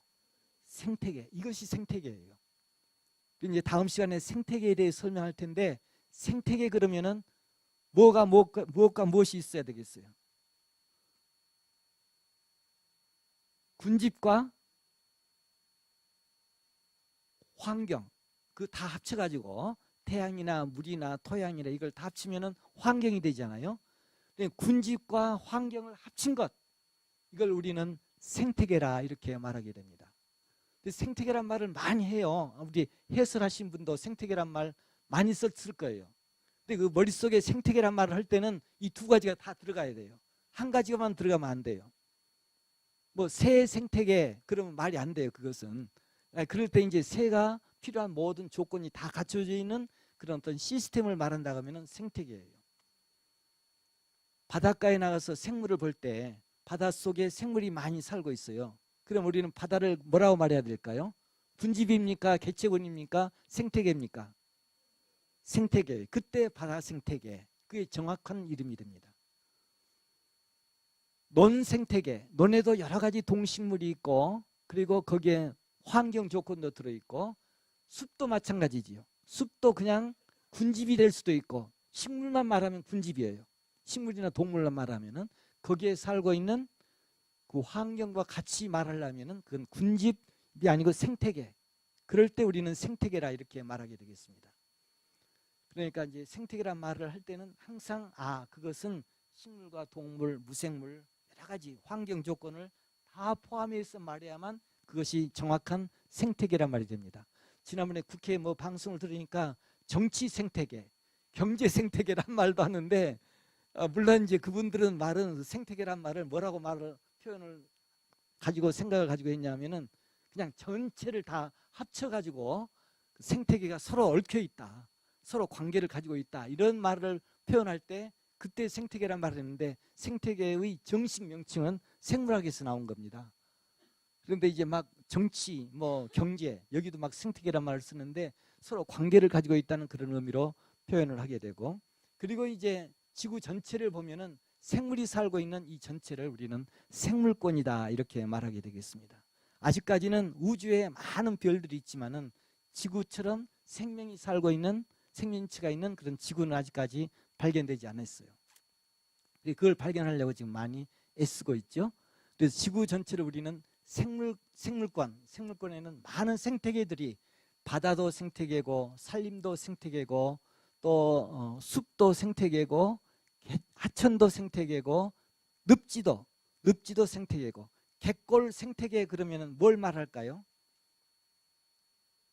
갯골에 있는 모든 생물과 거기에 환경, 그 습지, 예를 들면 갯벌이라든지 거기에 염분이라든지 그런 햇빛이라든지 이것까지 다 포함했을 때 갯골 생태계 그렇게 말할 수가 있어요. 그러니까 군집, 개체군은 구별이 되죠. 예, 그렇게 구별하시면 되겠습니다. 자, 그 다음에 생물의 체계에 대해서는 우리가 잘 알지만 문강, 목과 속종 모든 종들이 한 종으로만 구성되어 있는 것이 아니라 여러 종이 있는데 그런 비슷한 종들이 모여가지고 또 조금 더 비슷한 종들 그룹이다 하면은 그걸 속이라고 그래요. 속. 가령 우리가 어떤 지역을 보게 되면은 가령 시가 있고 시가 모여서 도가 되고 도가 더 커지면은 한 나라가 되고 그렇게 단위가 커지는 것처럼 종들이 있는데 아까 지구상에는 약 한 170만 종이 있다고 그랬어요. 이러한 종들도 한 종 한 종 기본이 되지만은 그런 비슷한 종들이 모여가지고 가까운 속이 있어요. 속이 있고 그 다음에 속들이 모여가지고 그 윗단계가 과가 있어요.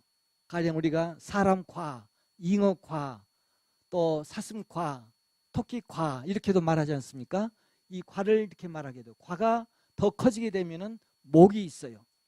더 큰 단위가 목이 되고 목이 더 여러 개의 목이 모여서 클래스, 강이 되고 그리고 강이 모여가지고 파이라 문이 되고 문이 모여가지고 개가 되고 우리 크게 보면은 동물계, 식물계, 원생생물계 개가 있는데 동물계에는 척추동물부터 무척추동물에 많은 문이 있어요. 원생동물문, 해면동물문, 자포동물문, 또 원형동물문, 또 절지동물문, 또 이렇게 극피동물문 이런 문들이 모여가지고 하나의 동물계를 만들게 되고 그 개 밑에 문이 있고 문 밑에 강이 있고 사람도 사람을 아까 학명을 호모 사피엔스라고 그랬죠.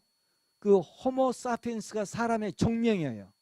사람의 이름을 붙일 때는 성명과 종명이 같이 붙게 되는데 사람도 성이 있고 이름이 있죠.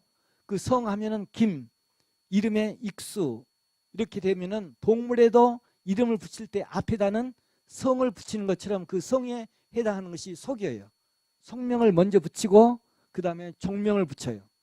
그래서 아까 사람의 학명이 호모 사피엔스 말이 학명이라고 그랬죠. 그러면 호모가 뭐가 되겠습니까? 사람 속이에요. 사람 속. 사람하고 좀 비슷한, 사람하고 아주 가까운 영장류는 아니지만은 사람하고 가까운 원시인들이 있어요.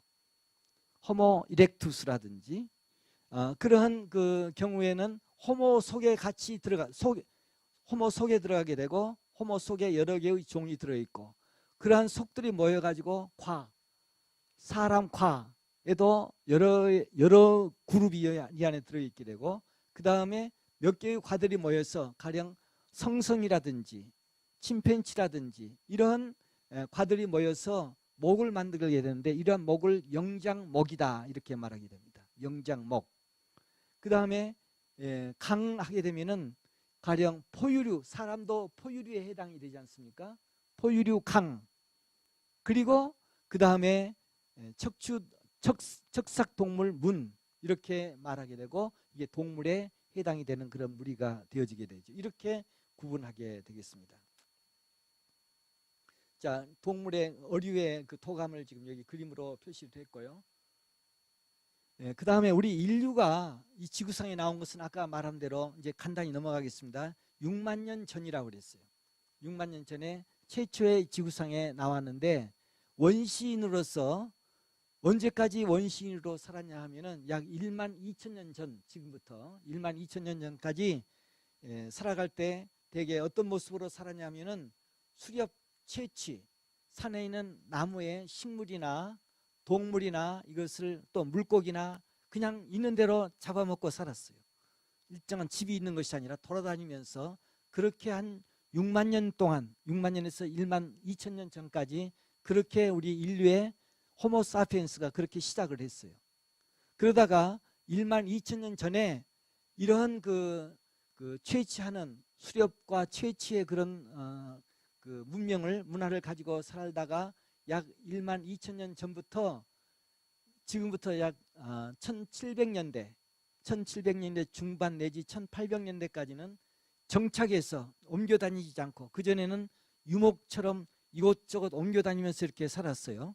살다가 나무에서 나오는 식물이나 또는 이렇게 열매나 또는 그 날아다니는 새나 짐승이나 물고기를 잡아먹는 그런 생활을 우리 인류는 해왔었습니다.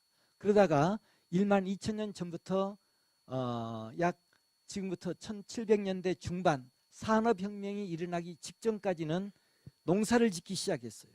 이걸 지금도 우리가 농사를 짓고 있지만은 농사가 바로 그때부터 이제 이루어져서 농경 문화가 이루어지게 되죠.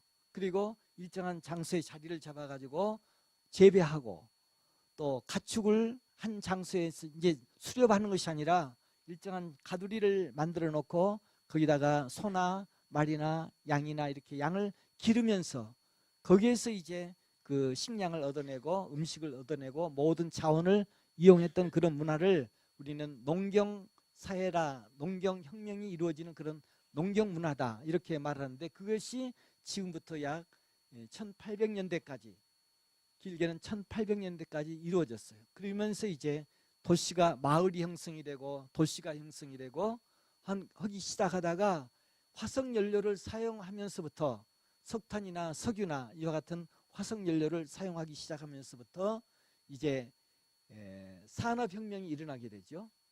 그리고 공장이 만들어지게 되고 도시가 만들어지게 되고 이제 산업 활동이 더 활발하게 되고 하는 이런 시대를 우리는 산업의학혁명 시대라 이렇게 말해서, 이때부터는 사람의 수명이 연장이 되게 되고 또 도시가 발달하게 되고 또 사람의 모든 활동이 그 좀 더 편리해지게 되고 하는 그런 시대를 맞이하게 되는 것이 언제까지였냐면은 1950년대까지, 지금 우리가 살고 있는 이 시대가 바로 전이 산업사회를 이루고 있었는데, 빠르면은 1950년대에서부터 1970년, 여기 1970년생도 있는데 바로 이때부터는 문화가 달라지는 거예요.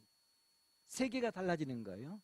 이때의 시대를 우리는 정보화 시대 혹은 세계화 시대라 이렇게 말하게 됩니다.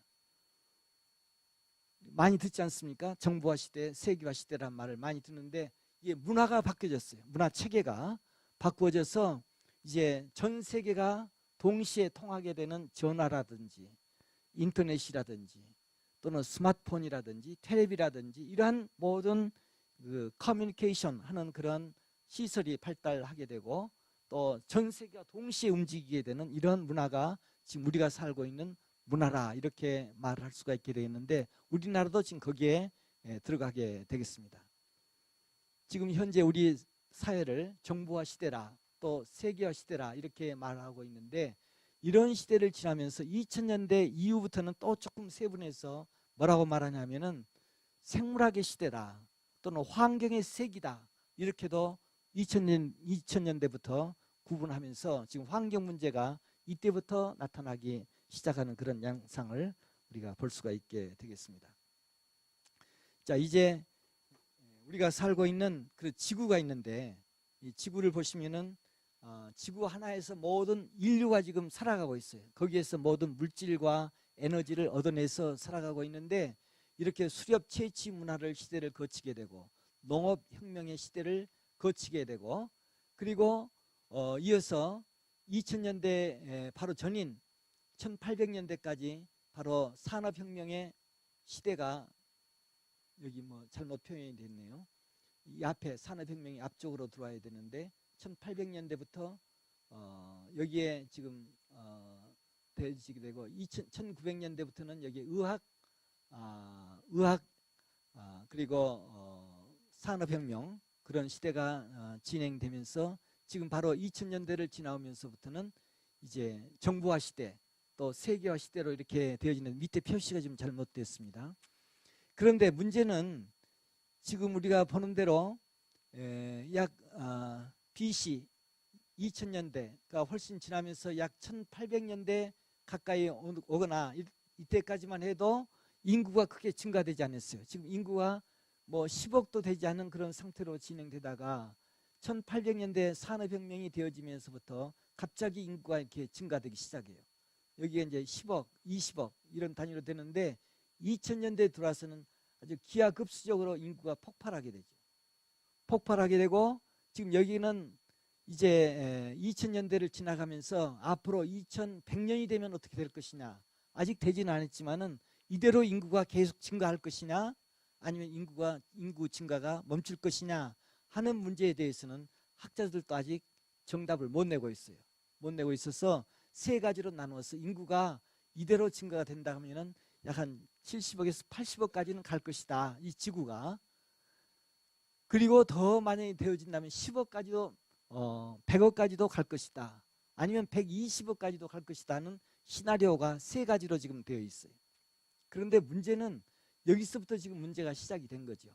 지구 하나에서 모든 자원이 여기서 다 끌어내야 되는데 인구는 증가하고 있고 지구는 한계만 가지고 있는데 여기에서 다 끌어내야 되는 거예요. 먹이라든지 모든 물질이라든지 여기서 다 끌어내야 되는데 이렇게 되면서부터 이제 우리 20세기에 들어와서 21세기에 들어와서는 여기서부터 이제 환경 문제가 심각하게 나타나기 시작하게 된 거죠.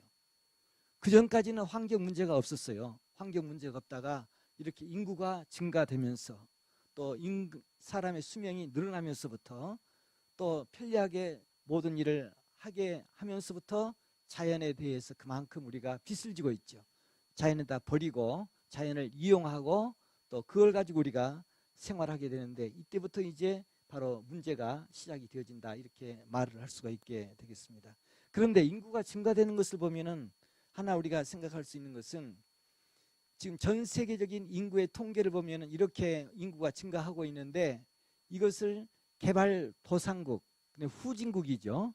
이 지구 환경을 우리가 그 개발 선진국하고 개발도상국 이렇게 두 가지로 나누어 볼 수 있는데 선진국은 우리가 흔히 말하는 OECD에 해당되는 그런 나라를 우리는 선진국이다 이렇게 말하게 되고 그 나머지 국가는 전부 다 개발도상국 개발을 하려고 막 노력하는 그런 국가라고 해서 개발도상국이라는 말을 하게 되는데 선진국의 경우는 인구 증가는 이렇게 증가하고 있어요.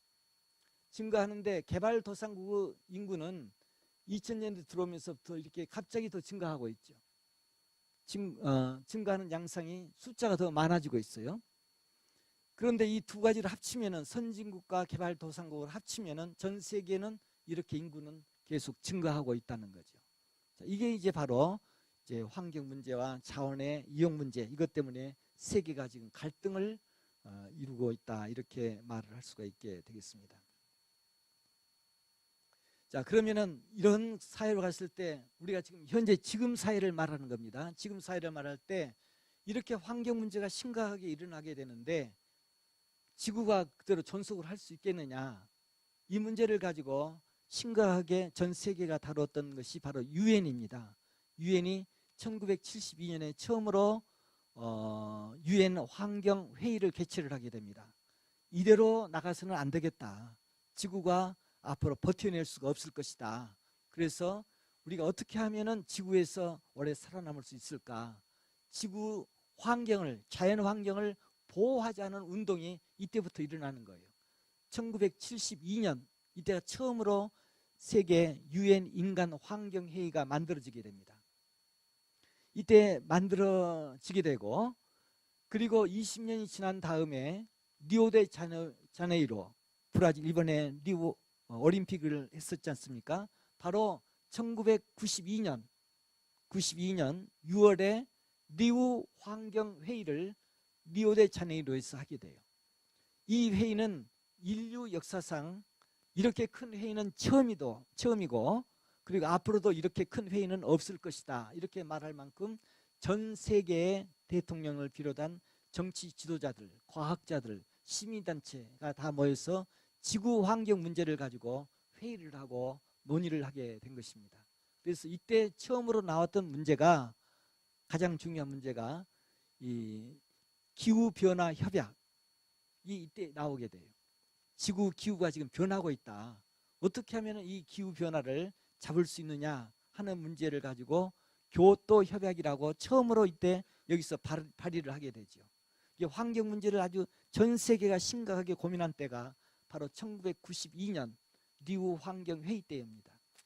그리고 이때 또 하나 나타났던 것이 아까 말씀드렸던 지방의제 20일, 의제 20일을 만들자. 각 지역마다, 각 나라마다, 각 지역마다 의제 20일을 만들자. 그래서 그 의제 20일에서 결국은 그 지역의 환경 문제를 해결하는 방안을 내놓고 시민과 지자체와 기업과 함께 머리를 맞대고 그 문제를 해결해 나가자 하는 그런 안을 의제 20일로 이때 만들어낸 거예요. 1992년 리우 환경회의에서. 그리고 또 하나 만들어낸 것이 생물 다양성 협약을 만들어내게 됩니다. 우리 지구가 살아가는데 사람에게 가장 필요한 것은 생물의 종이다. 생물의 종에서 식량도 나오고 의약품도 나오고 모든 자원들이 식물, 동식물에서 나오게 되는데, 미생물에서 나오는데 이걸 우리가 너무 함부로 쓰고 있다. 이걸 그 나라에서 만들어낸 식물들은 그 나라에서 보호를 하고 지키자 하는 그런 협약이 바로 생물 다양성 협약이라고 이렇게 말하게 됩니다. 아마 우리 시민단체에 계신 분들은 잘 알 거예요. 이것 때문에 환경부가 많이 노력을 하고 멸종 위기종을 막자 하는 그런 운동도 지금 벌이고 있고, 뭐 국립공원을 만들고 모든 보호시설을 만들고 그런 걸 하는 것은 바로 이것 때문에 하는 거예요. 이 지구 환경이 망가지는 것을 막기 위해서 국제적으로 지금 이런 운동을 하고 있는데, 지금 시민단체에서 일하시는 분들은 바로 이 일을 하고 있습니다. 우리 지구의 환경을 보호하자는 이런 운동을 지금 하고 있는데, 자, 이런 입장에서 볼 때 이런 가장 중요한 주제가 뭐냐 하면은 정말 이 지구가 지속 가능할 수 있을 것인지, 지속 가능한 사회로 만들 수 있는지, 여기 이 말을 한번 여러분께서 좀 기억을 좀 해두시고 밑줄을 좀 그어 놓으세요. 여기에 보면은 환경적으로 지속 가능한 사회, 우리가 지금 가장 많이 사람들이 관심을 가지고 있는 것은 뭐냐면 경제입니다. 어떻게 하면 돈을 많이 벌고 어떻게 하면 우리나라가 부자가 되고 경제적으로 발전할 것이냐, 여기에 대해서는 많은 관심을 가지고 있어요. 이렇게 하다 보니까 환경이 망가지는 거예요. 그래서 지금은 유엔에서 세우는 그 캐치프레이즈 슬로건이 뭐냐면은 환경적으로 지속 가능한 사회가 되어야 된다. 경제가 발전하는 것도 좋지만은 발전을 하되 환경적으로 건전해야 된다. 그래서 그걸 더 줄이게 되면 뭐냐 하면은 지속 가능한 사회, Sustainable Society. 이게 지금 가장 큰 주제가 됩니다. 우리 시민단체도 그렇고 지자체도 그렇고 국가도 그렇고 우리가 다 해야 되지만은 아무리 경제가 발전해도 우리 인류가 멸망해버리면 아무 소용이 없잖아요. 우리 인류가 이 지구상에서 살아갈 수 있는 범위 내에서 살아갈 수 있도록 개발만 그런 조건에서만 개발을 해야지, 사람이 살 수 없는 조건으로 개발을 해버리면은 그렇게 해서는 안 된다는 것을 법적으로 이렇게 다 규제를 하고 있죠. 근데 나라에서 지금 이걸 잘 지켜내야 되는데 지금 그게 가장 중요한 것이 되어서 지속 가능한 사회, 이 말을 우리 환경 문제를 관심을 가지고 있는 분들은 늘 머릿속에 두고 이걸 가지고 이야기도 하고 이걸 가지고 토론도 하고 그렇게 해야 되리라고 생각합니다. 같이 Environmentally Sustainable Society, 이 말이 매우 환경 문제의 중요한 주제가 되고 있어서 경제가 발전하는 것은 좋지만은 좋은 점도 있지만은 거기에 나쁜 점도 많이 나타나게 된다. 오염의 문제라든지 환경 파괴의 문제라든지 서식지가 파괴된다든지 이런 나쁜 점도 많이 나타나는데, 이런 문제가 일어나는 원인들은 가장 몇 가지 원인이 있지만은 인구가 너무 빠르게 증가하고 있다. 우리 OECD국 선진국은 인구가 지금 정체가 되고 있잖아요. 그러나 개발도상국에는 인구가 증가되고 있는데 전 세계로 토탈하면은 증가되는 거예요. 이것 때문에 지금 문제가 되고 있고, 우리가 너무나 자원을 많이 이용을 해요. 필요한 것보다 더 많이 이용을 하고 있다. 이것이 지구 자원을 감소시키는 원인이 되고, 그 다음에 빈곤, 부자가 많이 자원을 쓰게 되는데 가난해지면은 그냥 환경 문제에 관계없이 이용을 하지 않아요. 북한이 지금 그런 실정에 놓여 있어서 빈곤해지도 역시 환경 문제를 일으키게 될 수도 있고, 사람들이 어떤 제품이나 물품을 이용하는 것도 좋은데 그 제품이 만들어져 나올 때까지 과정을 생각해 보면은 사용할 수 없는 그런 제품들이 있어요. 너무나 환경 문제를 생각하지 않고 막 만드는 포장지를 막 과대 포장한다든지 하는 것도 환경 문제를 전혀 생각하지 않는 거죠. 그 다음에 자연에 대한 지식이 없어가지고 자연이 뭔가, 환경이 뭔가, 자연환경이 뭔가를 우리가 모르기 때문에 자연을 파괴시키는 거예요. 그래서 우리가 자연환경을 조금 더 이해하면은 자연을 보호할 수 있게 되고, 또 모든 그런 그 생활 습관, 이것 때문에 우리 인류가 지금 지구의 그 마지막 위기를 이걸 극복해내느냐 못 해내느냐는 사람에 따라서 달려 있어요. 사람의 그 생각하는 방식이라든지 또 사람이 생활하는 그런 여러 가지 장래의 모든 계획이라든지 이것이 우리 인류가 살아갈 수 있느냐 없느냐를 여기서 결정하는 거죠. 그래서 시민단체에서 또 우리 시민들이 이 문제를 빨리 인식을 하고 조금씩 이렇게 노력해 간다 보면은 지자체부터 또 어느 지역부터 이렇게 준비를 해 나가면은 전 세계가 이 문제에 다 공동 관심을 갖고 하게 되면은 환경을, 지구를 좀 보존할 수도 있고 우리뿐만 아니라 우리 후손도 살아갈 수 있는 지구를 만들어낼 것이다. 여기에 우리가 좀 더 관심을 갖자 하는 문제가 환경부라든지 유엔 인간 환경회의, 유엔에서 하는 그런 방침이 바로 여기에 딸려 있다, 이렇게 생각이 됩니다. 자, 그러면 오늘 여기까지 말씀을 드리고 다음 시간에 이제 아주 생태계를 말했지만 생태계의 핵심을 가지고 다음 시간에 한번 설명을 하도록 하겠습니다. 다 아는 내용이긴 하지만은 조금 다른 각도에서 이렇게 정리하면은 좀 이해가 되리라고 생각이 됩니다. 혹시